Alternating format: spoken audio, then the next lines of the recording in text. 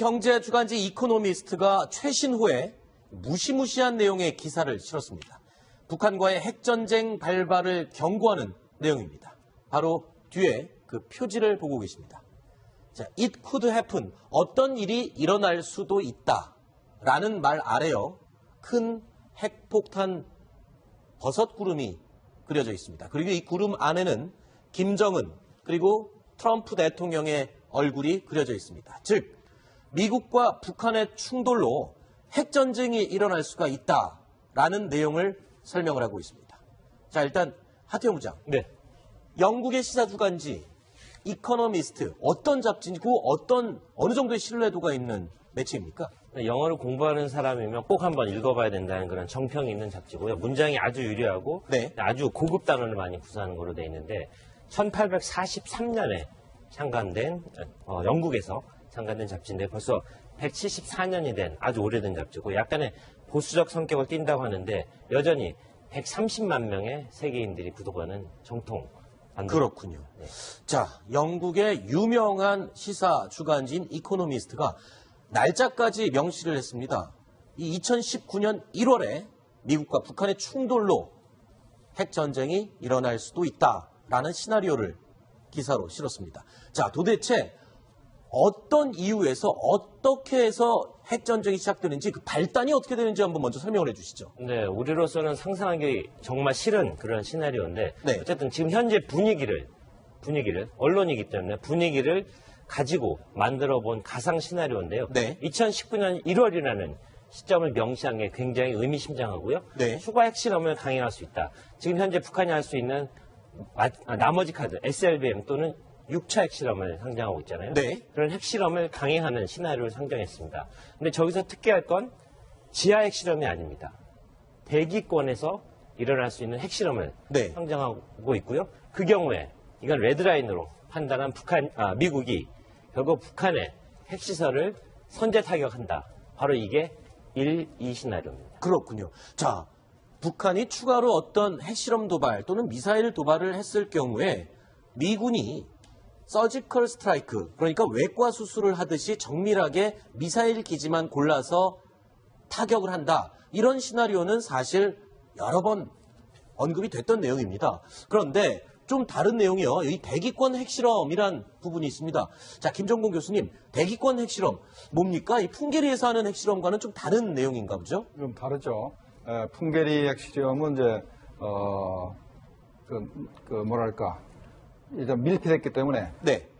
방사능이 노출이 거의 안 됩니다. 네. 그리고 그다음에 또 시험할 수 있는 그 핵폭탄의 크기가 한계가 있습니다. 네. 너무 큰 거라면은 그 집안 자체가 붕괴되기 때문에 네. 너무 큰 건 할 수가 없는데 대기권 핵실험은 그런 제한은 없으나 네. 그렇게 되면은 그 상당한 피해 방향이 굉장히 넓어지게 되고 네. 그다음에 방사성 그 피해가 있을 수가 있고 네. 또 하나는 대기의 변화를 줘서 기후의 이상도 이제 줄 수가 있습니다. 네. 그래서 지금까지 어느 나라도 대기권에 핵실험한 적이 없습니다. 네. 그러니까 아니, 그런데 대부분 다 지상에서 하거나 네. 수중에서 했지 대기권에서 한 적이 없는데 네. 북한이 대기권 핵실험을 할 것이다라고 이제 상정하고 있는데 북한이 대기권의 핵실험을 하는 이유는 뭡니까? 왜 거기서 하려고 하는 의도가 뭡니까? 제일 중요한 게 EMP 공격 능력을 확보하려는 겁니다. 네. 그러니까 만약에 북한이 핵탄두를 발사해서 뉴욕 상공 30km에서 폭발시켰다. 그러면 반경 100km 내는 암흑시대가 됩니다. 아마 중세로 돌아갈 겁니다. 중세로. 그러니까 모든 전기 제품과 전자제품이 전부 다 이 작동이 불가능하고 네. 내부적으로 혼란이 일어나서 불이 나기 때문에 발전소도 마찬가지죠. 네. 지금 완전히 암흑시대로 돌아가기 때문에 네. 북한이 직접 사람을 죽이는 것보다 미국을 완전히 마비시키기 위해서는 대기권 핵실험이 필요하다고 생각할 수 있습니다. 알겠습니다. 자, 하태영 부장. 네. 자, 그 다음 시나리오 이코노미스트지는 어떻게 예상하고 있습니까? 그 다음이 지금 네. 서울 포격이라고 나오고 있는데요. 그렇죠. 미국에게 한 방 얻어맞으면 김정은도 참을 수 없겠죠. 네. 그러면 특수부대를 동원해서 서울에 부대를 난파하게 되고요. 네. 또 장사정포, 휴전선 부근에 집중 배치되어 있는 장사정포를 우리 서울로 수도권으로 집중적으로 날려보내게 됩니다. 그게 네. 바로 3단계 시나리오고요. 저렇게 되면 이미 전면전으로 돌입하는 거 아닌가요? 들어간 상태죠. 네. 그러면 그건 가정입니다. 그러면 북한의 드디어 미국의 트럼프 행정부가 핵폭탄 4개를 투하해서 아하. 북한을 전멸시킨다. 네. 바로 이게 이코노미스트가 상정한 둠스데이 시나리오입니다. 그렇군요. 이코노미스트가 상정한 둠스데이 시나리오 마지막 결국에는 북한의 추가 핵실험으로 시작된 이 도발이 미사일 타격 그리고 서울 포격 그리고 마지막에는 미국의 북한에 대한 핵폭탄 4발 투하 이로써 전쟁이 종결이 된다. 이런 시나리오를 지금 가정을 한 겁니다. 네. 네, 저기 하나 빠진 게 네. 북한이 서울에 대해서 장사정포로 공격을 또 하고 네. 또 특수부대를 납부하면서 네. 또 주요 지점에는 소형 핵탄두를 쏴서 핵미사일을 공격하는 것이 빠졌습니다. 지금. 아하. 그렇기 때문에 먼저 북한이 핵으로 우리를 공격했고 네. 그래서 미국이 거기에 대응으로 평양을 네. 핵폭탄으로 공격하는데 북한이 가진 것보다는 10배 이상 그 파괴력이 큰 핵폭탄을 써서 네. 북한을 이제 파멸시킨다 이런 얘기입니다. 아니 그런데 이 정도의 핵 전쟁이 만약에 벌어진다 하면 글쎄요. 직후에 발발 직후에 피해는 어느 정도로 예상이 된다고 그 내용도 이코노미스트가 예상을 했습니까? 그렇죠. 일단 30만 명이라는 숫자를 잡았는데 30만 명 굉장히 보수적으로 잡은 숫자로 네. 보여집니다. 일단 서울의 도심에 장사정포 만약 핵탄두가 실린 장사정포가 떨어진다면 네. 30만은 쉽게 넘어갈 것 같고요. 그건 초기 개전 단계의 숫자고요. 네. 수백만 명까지 늘어갈 가능성도 충분히 배제할 수 아하. 없다고 볼 수 있겠습니다. 그렇군요. 자, 그런데 이 시나리오대로라면 과연 북미 간의 충돌로 끝날까? 아니죠. 미국이 개입하면 당연히 중국도 가만히 있지 않는 이런 시나리오로 번지지 않습니까? 이게 그냥 북한과 중국의 충돌로 끝날 얘기가 아니지 않습니까? 만약에 재래식 전쟁이라면 중국이 반드시 개입할 겁니다. 그러니까 재래식 전쟁이라서 미군이 휴전선을 돌파해서 올라갔다. 그러면 6.25 때 봤듯이 네. 반드시 중국으로 들어옵니다. 네. 그건 뭐 원래 그 시나리오 그렇게 되기 때문에. 그런데 현재 저거는 핵전쟁이기 때문에 중국이 개입할 만한 시간적 여유가 없습니다. 네. 근데 저게 뭐 벌어지는 저 상황 자체가 벌어지는 게 아마 몇 시간 내에 다 벌어지는 일이기 때문에 네. 중국이 개발 그 틈이 아하. 없이 그냥 핵전장으로 그냥 끝나버리는 그런 상황이 벌어지겠습니다. 아하, 그러니까 이 심각한 시나리오의 결말, 핵전쟁으로 종결되는 이 심각한 시나리오, 이 시작을 막아야 되는 거 아닙니까? 그렇죠. 결국에는 북한이 추가 핵실험을 하는 것, 이거를 막아야 이 비극을 막을 수 있는 그 스타트가 될 텐데, 그렇죠. 그러면 이거를 막을 수 있는 나라가 어디냐? 결국에는 또 중국의 역할의 강조로 방점이 찍히는 거네요. 이코노미스트지도 그런 점을 좀 부각시키기 위해서 이런 시나리오를 공개하지 않았을까 싶은 생각이 듭니다. 네, A4 용지 8장에 해당하는 굉장히 장문의 그런 기사였고요. 찬찬히 들여다보면 저희가 설명했던 것 이상의 그런 것들이 담겨있긴 합니다. 그래서 네. 입독을 권하긴 하는데 어쨌든 가장 중요한 건 저 부분에서 북한과 미국만이 거의 메인 플레이어, 그러니까 주요 행동자로 들어가 있고요. 한국과 중국 이런 부분들은 잘 포함이 안 돼 있다는 것. 네. 저희들한테 굉장히 기분 나쁜 부분이고요. 또 한 가지는 이코노미스트 기사의 톤은 저런 시나리오가 있기 때문에 저 시나리오대로 된다. 이런 것이 아니고요. 네. 저런 시나리오로 발전할 수 있기 때문에 자 김정은이라는 사람 예측 불가능하죠. 그렇게 오판될 수 있는 부분들을 하나씩 제거해서 한반도에 평화가 정착돼야 된다. 네. 이게 저는 더 중요한 테마라고 생각합니다. 자, 북한의 추가 핵실험으로 촉발된 이 비극적인 핵전쟁, 결국에는 북한을 막을 수 있는 중국의 역할도 중요하지만 더 중요한 거는 북한과 미국의 오판과 오판, 계속 연속되는 오판들로 인해서 저렇게 비극이 이루어질 수 있다. 이 점을 이코노미스트지가 경고를 하고 있는 것이군요. 맞습니다. 5판의 연속이 이제 되면은 핵전적으로 간다는 얘기인데 네. 실제로 미국에서는 만약에 북한의 핵시설을 공격하게 되면 재래식 탄두로 또는 뭐 공군기로 공격하게 되면 북한이 핵무기로 반격할 거다라는 그 가능성 때문에 네. 현재 못하고 있는 겁니다. 만약에 북한이 핵을 쓰지 않는다는 보장만 있으면 지금 당장이라도 미국이 네.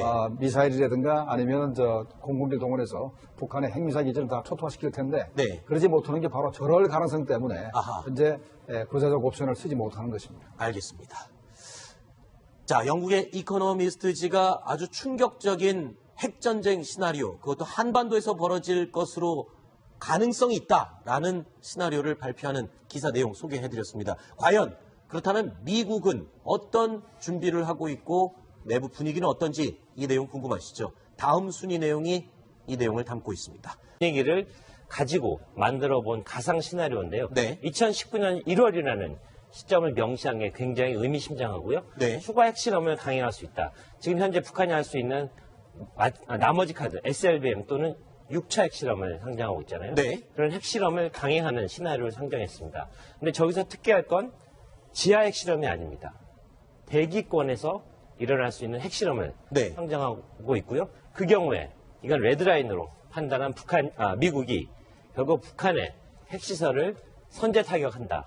바로 이게 1, 2 시나리오입니다. 그렇군요. 자, 북한이 추가로 어떤 핵실험 도발 또는 미사일 도발을 했을 경우에 미군이 서지컬 스트라이크, 그러니까 외과 수술을 하듯이 정밀하게 미사일 기지만 골라서 타격을 한다. 이런 시나리오는 사실 여러 번 언급이 됐던 내용입니다. 그런데 좀 다른 내용이요. 이 대기권 핵실험이란 부분이 있습니다. 자, 김정곤 교수님, 대기권 핵실험 뭡니까? 이 풍계리에서 하는 핵실험과는 좀 다른 내용인가 보죠? 좀 다르죠. 풍계리 핵실험은 이제 뭐랄까 이제 밀폐됐기 때문에 네.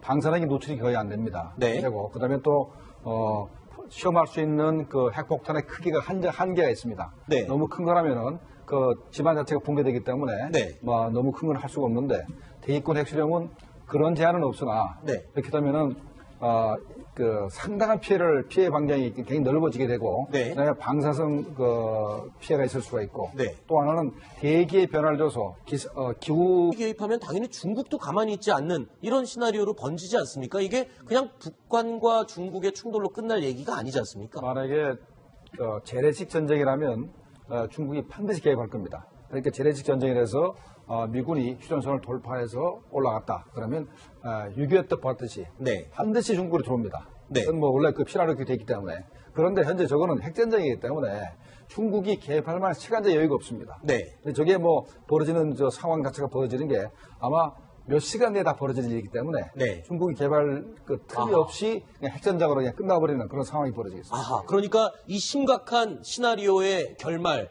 핵전쟁으로 종결되는 이 심각한 시나리오, 이 시작을 막아야 되는 거 아닙니까? 그렇죠. 결국에는 북한이 추가 핵실험을 하는 것, 이거를 막아야 이 비극을 막을 수 있는 그 스타트가 될 텐데, 그렇죠. 그러면 이거를 막을 수 있는 나라가 어디냐?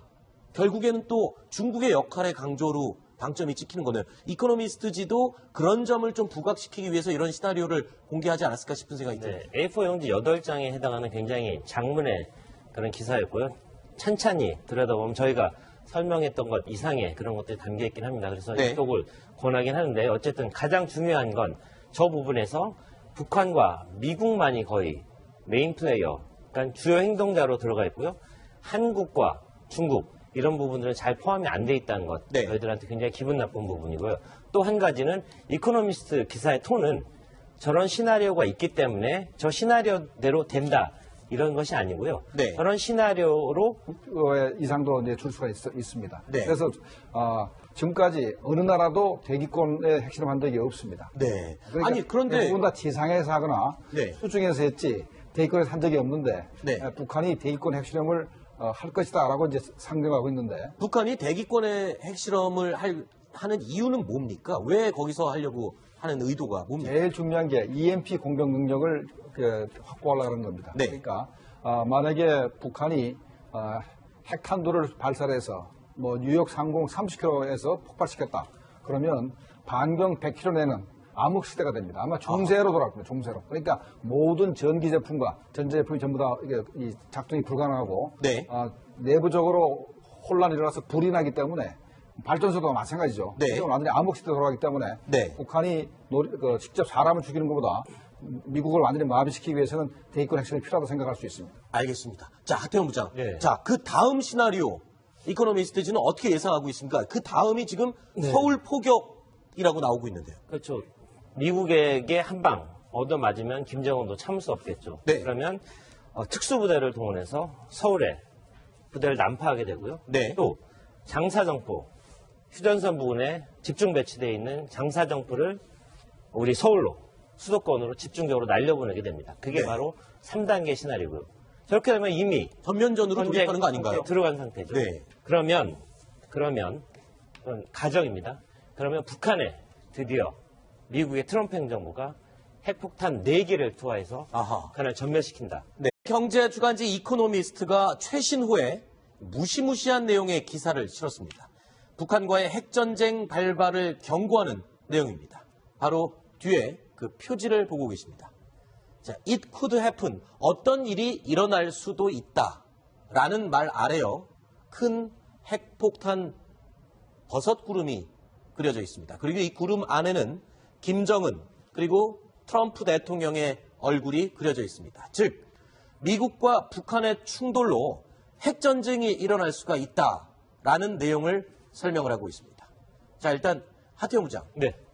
영국의 시사주간지 이코노미스트 어떤 잡지고 어느 정도의 신뢰도가 있는 매체입니까? 영어를 공부하는 사람이면 꼭 한번 읽어봐야 된다는 그런 정평이 있는 잡지고요. 문장이 아주 유려하고 네. 아주 고급 단어를 많이 구사하는 걸로 되어 있는데 1843년에 창간된 영국에서 창간된 잡지인데 벌써 174년이 된 아주 오래된 잡지고 약간의 보수적 성격을 띈다고 하는데 여전히 130만 명의 세계인들이 구독하는 정통 반도. 그렇군요. 네. 자, 영국의 유명한 시사 주간지인 이코노미스트가 날짜까지 명시를 했습니다. 이 2019년 1월에 미국과 북한의 충돌로 핵전쟁이 일어날 수도 있다라는 시나리오를 기사로 실었습니다. 자, 도대체 어떤 이유에서 어떻게 해서 핵전쟁이 시작되는지 그 발단이 어떻게 되는지 한번 먼저 설명을 해주시죠. 네, 우리로서는 상상하기 정말 싫은 그런 시나리오인데 네. 어쨌든 지금 현재 분위기를 언론이기 때문에 네. 바로 이게 이코노미스트가 상정한 둠스데이 시나리오입니다. 그렇군요. 이코노미스트가 상정한 둠스데이 시나리오 마지막 결국에는 북한의 추가 핵실험으로 시작된 이 도발이 미사일 타격 그리고 서울 포격 그리고 마지막에는 미국의 북한에 대한 핵폭탄 4발 투하 이로써 전쟁이 종결이 된다. 이런 시나리오를 지금 가정을 한 겁니다. 네. 네, 저기 하나 빠진 게 네. 북한이 서울에 대해서 장사정포로 공격을 또 하고 네. 또 특수부대를 납부하면서 네. 또 주요 지점에는 소형 핵탄두를 쏴서 핵미사일을 공격하는 것이 빠졌습니다. 지금. 아하. 그렇기 때문에 먼저 북한이 핵으로 우리를 공격했고 네. 그래서 미국이 거기에 대응으로 평양을 네. 핵폭탄으로 공격하는데 북한이 가진 것보다는 10배 이상 그 파괴력이 큰 핵폭탄을 써서 네. 북한을 이제 파멸시킨다 이런 얘기입니다. 아니 그런데 이 정도의 핵 전쟁이 만약에 벌어진다 하면 글쎄요.